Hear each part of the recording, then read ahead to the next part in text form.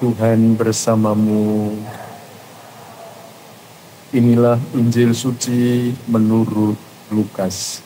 Dimuliakanlah Tuhan. Dalam perjalanannya ke Yerusalem, Yesus menyusur perkotaan Samaria dan Galilea. Ketika ia memasuki suatu desa, datanglah 10 orang kusta menemui dia.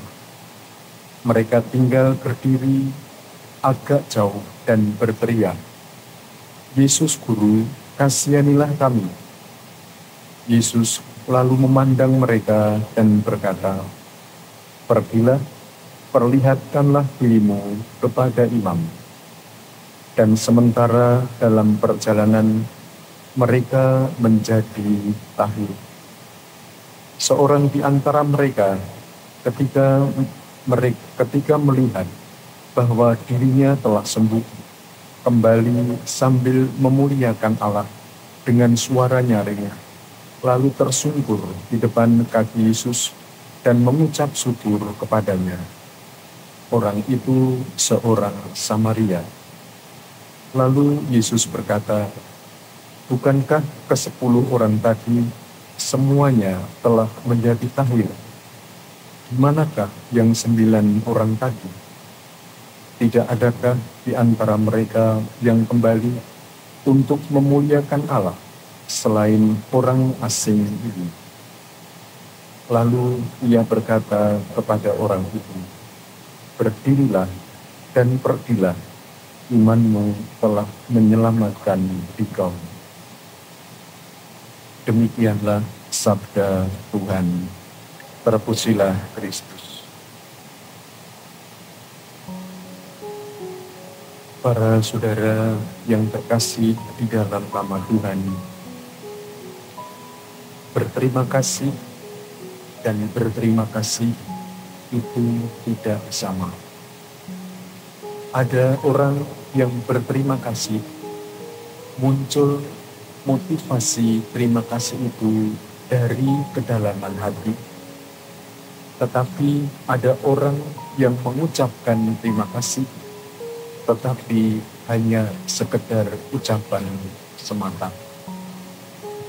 Terima kasih adalah menjadi hal yang begitu penting, yang akhirnya akan menjadikan orang untuk mampu bersyukur pada Tuhan. Bagaimana dia bisa bersyukur kalau dia tidak pernah bisa berterima kasih terhadap apa yang dia terima dari orang-orang yang ada di sekitarnya, dan terlebih dari Tuhan Allah sendiri. Di dalam kutipan bacaan Injil tadi, kita diajak untuk melihat bahwa sebenarnya kasih dan kebaikan Allah itu diberikan pada setiap orang. Ceritakan kepada 10 gadis yang sakit. Semua disembuhkan oleh Yesus. Tetapi hanya 1 orang yang akhirnya datang kepada Yesus untuk berterima kasih. Dan 1 orang itu adalah orang Samaria, adalah orang asing.